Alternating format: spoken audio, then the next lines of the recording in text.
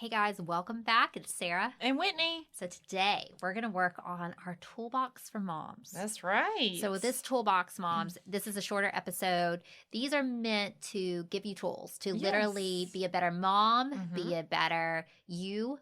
We're talking about the things that you need for your mental health. Absolutely. And I don't care what stage of motherhood you're in. Yep. If you're a person, you need these. Oh, for sure. Okay, the first one today, Whitney, we're going to talk about is triggers. Okay. What are they? What do we do with them?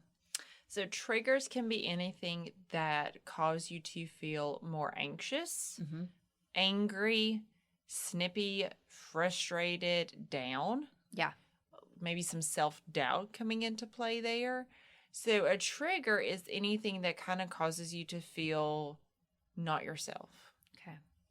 So for me personally, I'm going to tell myself here, one of my triggers is when my toddler throws her food at the table. Drives me up a wall. I automatically feel frustrated, and I'm constantly like, can you not just do what you're supposed to do and eat your food instead of throwing it? So that is a trigger for me, and I know that. So I also know she is at that stage where it is cause and effect. She wants to throw her food to see what happens. Yeah. She's not throwing it to make me mad. Right. I feel that way. But that's not what she's doing. That's not her intent or her motive. So now I know going into meal times, she's probably going to throw something. She's probably going to throw something. Yep. So now I know going into it, that's probably going to happen. And I'm still going to have to say, we don't throw our food. So part of that, figure out when you feel a certain way that isn't your norm, say, okay, let me think back. What was it that made me feel different? Because often there's going to be a pattern. Oh, for sure. So that's how you identify the trigger. Okay. Now, like my toddler, mealtime, it's going to happen. We know that. 3 times a day. Yes. And then snacks, all the fun stuff. So I know if food is around, it's probably going to get thrown at some point in time. So I need to prepare myself and say, okay, it's inevitable. Yeah. And reminding myself her motive is not to make me mad. So part of that is there a set time where that trigger is going to happen? Yeah. So if your child, if it's your baby and they're between like that 5 to 8 week mark, they may have that witching hour. Oh, yeah. So you may understand, okay, 9 to 11 p.m., those are the witching hours. It's going to be really hard. It's going to be hard. I kind of know it's coming. I'm trying to mentally prepare myself for the witching hour. So, okay, I know that there's not a lot I can do. I'm still going to go through the motions of feeding if it's time to feed, change, do all the things. But realize, too, if it's their witching hour, there's not a lot you can do to soothe them. So it's okay if they're in their swing instead of you holding them the whole time because you're exhausted. Right. You're allowed to do that. You're still there with them. You're not ignoring them. But just letting them be in the swing, and you can talk to them to try to reassure them that you're there. So first, identifying those triggers, then figuring out, is there a pattern with the time? Is it a certain event or time of day? Yeah. Okay, well, if I know that, I know, okay, it's going to happen. Let me mentally prepare myself. Is there anything that I can do to ease that? And that may be like taking a break before. Yes. Filling your cup, as we say. Absolutely. Hey, so-and-so, I'm feeling today, like I didn't sleep last night. The baby was up. I'm feeling more. Yes. Can you be more active during dinner? Yeah. Absolutely. Can I take a 5-10 minute walk? Yeah. Can I get a break? Let your triggers be known. Triggers are not a bad thing. No. I think they become a bad thing when you ignore them. Oh, for sure. And I think, absolutely. I said trigger the other day to somebody, and they're like, what is that? I'm like, it kind of, I guess, is a new term, right? That now, a little bit. That people now we're kind of talking about it. Yeah. So knowing them. I feel like it's more mainstream now. Yeah. But even a couple of years ago, it wasn't. Yeah. Because as moms, I think it's important to know ourselves. Oh, for sure. And that goes back to it. Is there can people say, should I avoid these triggers? I don't know that we can avoid all of our triggers in life. Yeah. They're going to happen at some point in time. Someone can cut me off in traffic. Yes. And I'm going to feel frustrated. So that's a trigger. But what I do with that is what is important. So I can say, okay, I'm frustrated. They cut me off in traffic. let me just get that out. We're allowed to do that. But then, especially if it is something like someone cutting you off in traffic, say, okay, but it's over. Yeah. We're safe. I felt frustrated. I was angry about it, but ultimately we're okay. Yeah.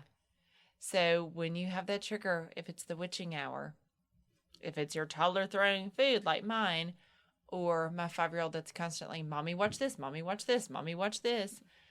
It's one of those I have to take that deep breath and say, okay, this won't last forever. And if I'm really struggling, I need to reach out to my support system for a break. Yeah. And it's okay that I do that. So good. The next, self-regulation, which kind of goes with triggers, right? It really does. So again, that deep breathing in through the nose, out through the mouth, but then to a little bit of grounding thoughts. Yeah. Kind of saying, okay, I'm feeling anxious, nervous, angry, sad about, fill in the blank. But right now, this is reality. And you may say, well, my reality is that I had a family member get a bad diagnosis. Yeah. That's fair. And you say, okay, they got a bad diagnosis. I'm allowed to feel sad or depressed. Yeah. I'm allowed to feel angry. Yeah. Normalize that. Because the more we normalize where we're at, the more regulated we can become. To not like push down those feelings, to call them what they are. Absolutely. Feel the feelings. Yes, feel your feelings. And then too, with the self-regulation, if it is something like that, where you have a family member that got a bad diagnosis, voice journal. Yeah. Let it out. Let it out. You need to. Yeah. Don't hold it in. Love that. Setting expectations, how and why we need to.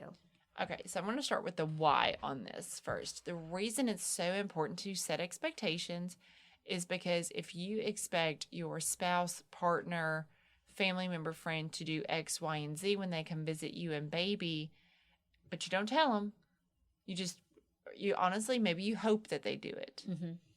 And they don't. And then all of a sudden you're like, oh, they didn't do that. Yeah. Or You're they let did, down or mad or they didn't sad. do it how I would have wanted them to do it. So then you're mad. Yeah. You might be a little resentful. I get that way. And that builds bitterness. Ooh, bitter. And so with that, when they come over and say, hey, I was really hoping that when you were here today that you could unload my dishwasher. Right. Or that you could do X, Y, and Z, or that I could grab a shower while you have the baby. Because people are not mind readers. They're not. And we can't hold that expectation to them. Right. So when we state our expectations, it's not that we're trying to like lay down the law or be bossy. It's we're saying, hey, I was really hoping that X, Y, and Z. So that is why we do it. How you do it is just like that of saying, hey, this is something I was really kind of hoping for. Is that doable? Yeah. And if they say no?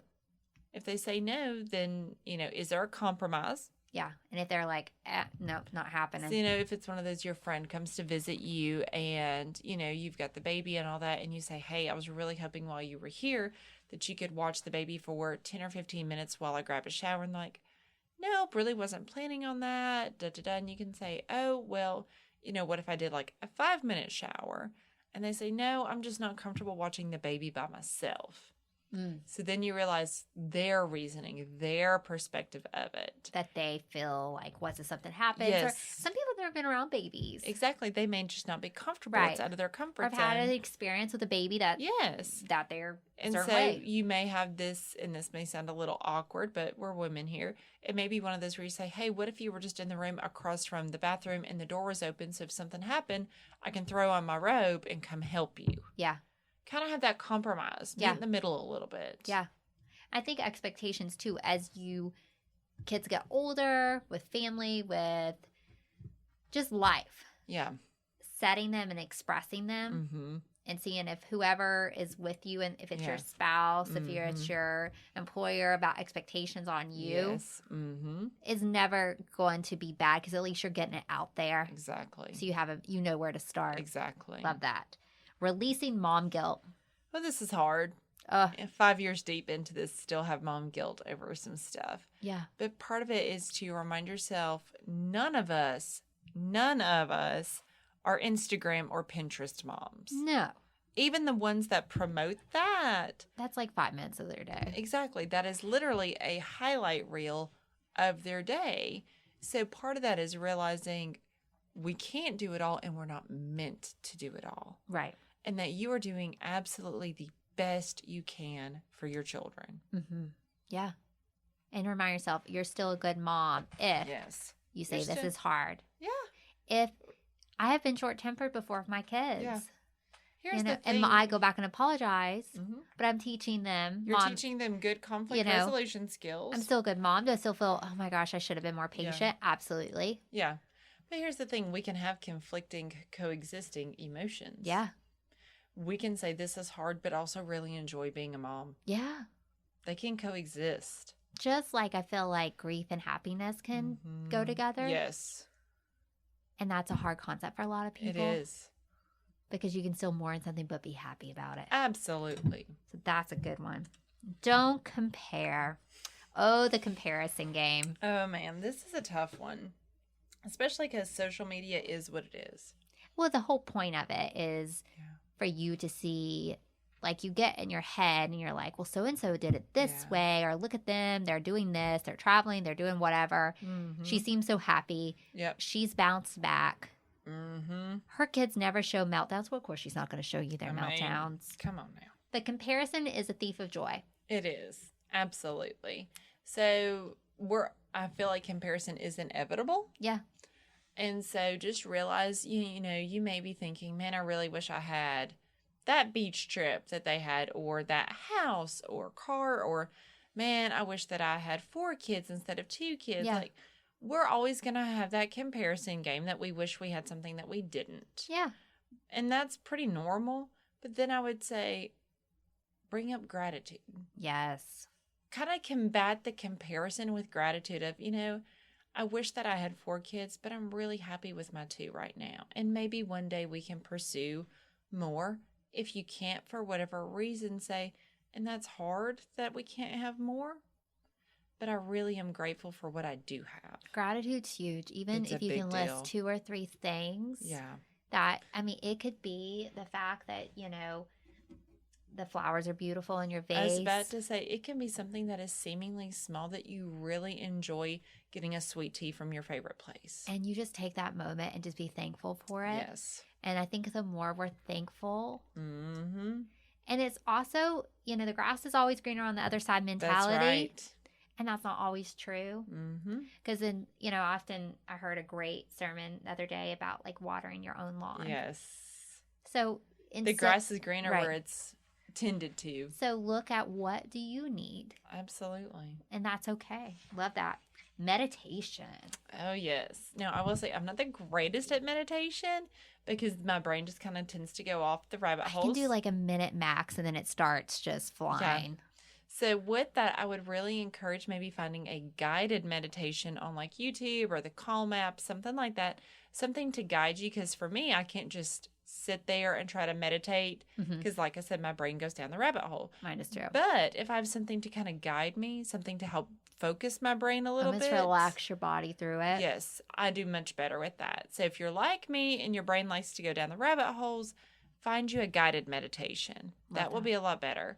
But meditation is really good to help us feel like we have a sense of self-regulation, that we are checking in with ourselves. Yeah. And that we can be zen even if it's for 2 minutes. Yes. Love that. And the last one for today, learning our coping skills. Yes. So coping skills, everybody's different. Yeah. So obviously y'all have heard me talk about deep breathing. Some people may be like, it just isn't that helpful. That's okay. You know, if it's not helpful for you, don't force it on yourself. Yeah. Another one that has been helpful, and I can't remember if we've talked about it in a previous episode, but something called diver's technique. I think we said one of our earlier ones. Yeah. Yeah. So it's like if you kind of feel like you're having heart palpitations, racing heart, things like that, get something cold and you can put it on your pulse points, like on your neck or on your wrist. Or even like, let's just say you're out shopping at Walmart or whatever, and you're like, oh my gosh, I'm starting to get a panic attack. You can even like grab a bag of frozen veggies out of the aisle and put it on the back of your neck. Yeah. That will just kind of help, number one, induce a vagal response. So it's going to bring that heart rate down for us. But then your body shifts its attention to the cold. Yeah. So it's a distraction. Yeah. So that can at least just take the edge off your anxiety. Yeah. Obviously, y'all have heard me talk about this about 1,000 times, but voice journaling. Get it out. Get it out. It's really good to help us decompress. I'm an auditory processor, so if it's something where I feel like I need to find a solution or what should I do, if I say it out loud, Yeah. I get way further than if I write it down or if I just kind of keep thinking on it and thinking on it. Or I have a bad tendency to think that Bill wants to hear everything. So he's very grateful that you've taught me voice journaling. Nice. Yeah. So, but also too, sometimes our friends, families, spouses, significant others, they want to try and fix it. They want to give us the feedback. They want to give us the advice, and they mean well. Go back to expectations. Say, I don't want you to fix exactly. this. I just venting. Need to vent. Let me get it out. But voice journaling is so good for that. Yeah. And then when you get to slide it over and hit delete, you get some closure. Right. So personally, I love voice journaling. I think it works really well. If you want to do pen and paper journaling, that's also another really good coping skill. Yeah. I was telling another client the other day, she was talking about how she just has this nervous energy. And we had already ruled out ADD, ADHD as her diagnosis, but she just had a lot of nervous energy. So those poppets that are really popular right now. Yeah, those kids, little like hand that you push things. Yeah. So I told her to get a couple of like the keychain sized ones and just have with her. That way she can fidget with it and it gets that nervous energy out. I feel like it's almost sensory too, right? Because like it you're is. just like Uh-huh. And I've saw that before, like on a child account of like how like sensory regulation for kids. It's giving them something like that to do. Absolutely. And it's honestly pretty quiet. Yeah. So like if, let's just say you're out to dinner with a bunch of people and you don't know them all and you're like, oh, I'm kind of nervous. You can have that under the table. No one needs to know. Yeah. No one needs to know. Not a big deal. So, and if you're, in school, which obviously if it's a test or something like that, there's probably a regulation against it. But if you're just in a lecture and you're listening and you're nervous, get it out and you can just fidget with it. Yeah. And even as moms, we get overwhelmed and we can get nervous with, are we doing the right thing? Did I do everything that I was supposed to do? Blah, blah, blah. Get your poppet out and just fidget with it for a little bit. Yeah. Get that nervous energy out. If your doctor has cleared you, exercise is another great one. Yeah. Whatever your form of exercise is. Could be weights, could be running, could be walking, could be swimming. It could be whatever works for you. But exercise is really good for us. Too, I feel like sometimes, our minds and makes our bodies hold on to things. Yes. And I just sometimes feel it in my bones. Oh, for sure. Got to get it out. Absolutely. Got to get it out. And I think saying, hey, I need coping skills is a huge step in itself too. Absolutely. Because we're not meant to go through life and not know how to deal with life. Absolutely. And then you add on motherhood. It's a lot. It's a lot. And this world is not the same world that we grew up in. So we're having to learn how to evolve with it and parent with all these changes. And maybe we speak of this world and it's like maybe it's not best to be constantly bombarded with the news 24/7. Yeah, I definitely would say limit your news and social media intake. Yeah, if you need to. No one needs to be on their phone constantly scrolling all day long. And I sometimes have to catch myself because I feel like it's like my mind goes there to numb it out a little bit. But your mind's still seeing and processing. You're still intaking. Oh, yeah. It's input, input, input. And do we ever have the output? No. Very seldom. Yeah. So that's where your exercise can really be helpful. Get that out. And then, I run with music, but it's one of those I'm not going to do news. It's going to be music that honestly I've heard for years and years and I know the lyrics to. So it's my brain can actually kind of tune it out. Yeah. Love that. All right, moms, again, come back to this toolbox. That's right. Need a refresher? We're here for you. That's right. Thanks, guys. Till next time. Y'all have a good one.